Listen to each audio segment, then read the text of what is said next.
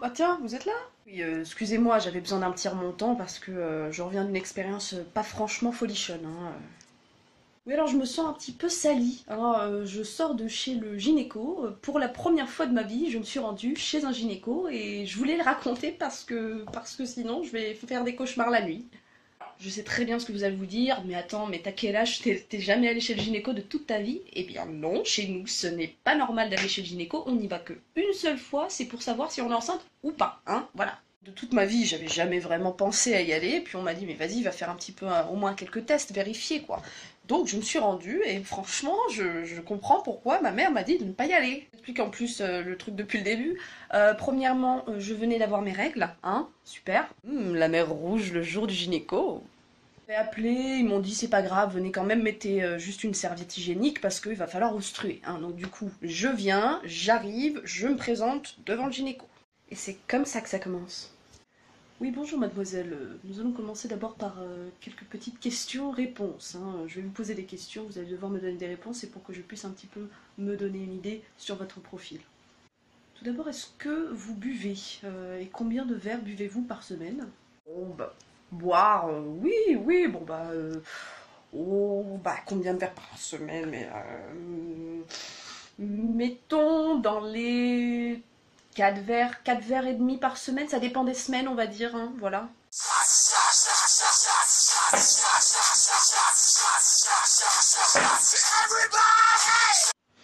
Mhm. Est-ce que vous fumez des cigarettes? Ah bah oui, enfin ça m'arrive de fumer, mais uniquement quand je bois par contre, hein. Ce qu'il ne sait pas, c'est que je bois tous les jours. D'accord. Est-ce que vous êtes sexuellement active? Oh bah oui. Sex with me so amazing. Sex with me so amazing. Est-ce que vous avez déjà donc eu une pénétration?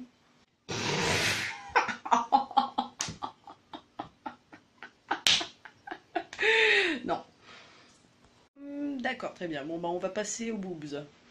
Donc en effet, on décide d'en passer aux boobs, donc j'enlève le haut, j'enlève le bras, et il se met à me palper, mais alors me palper comme on m'a jamais palpé de ma life, c'est un truc de malade. Le mec il était pas en train de me palper, il était en train de me massacrer les boobs, c'était un truc de fou, il était en train de rechercher quelque chose, je ne savais pas quoi, et en plus à la fin il me dit...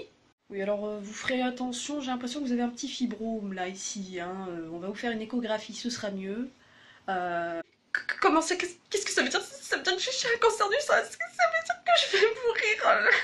J'ai tellement fait peu de choses dans ma vie. Non, vous en faites pas, c'est un petit truc, il faut juste contrôler. Très bien, maintenant on va passer à l'auscultation foufiale. On en arrive au pire moment, hein, le moment où il va ausculter la fouf, hein.